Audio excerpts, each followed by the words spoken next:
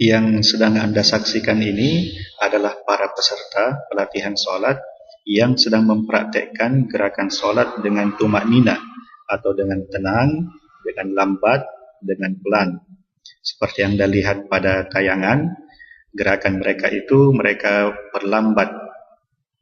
Takbirnya mereka perlambat, ruku dan sujudnya pun mereka perlambat. Sekali lagi, ini bukan efek dari kamera, melainkan memang gerakan mereka yang mereka perlambat.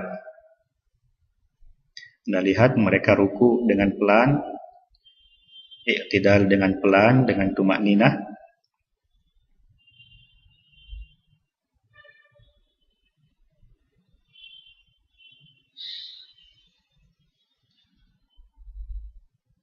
Setelah mereka mempraktekkan gerakan solat dengan tumakninah pada saat solat asar, mereka merasakan ketenangan yang luar biasa, rasa segar pada tubuh, meskipun solat asarnya dilakukan selama kurang lebih 15 menit, 4 rakaat.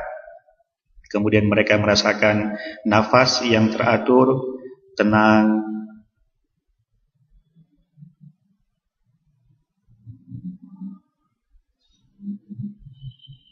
Itulah antara lain efek atau manfaat dari gerakan sholat yang dilakukan dengan tumakninah atau tenang, lambat, pelan.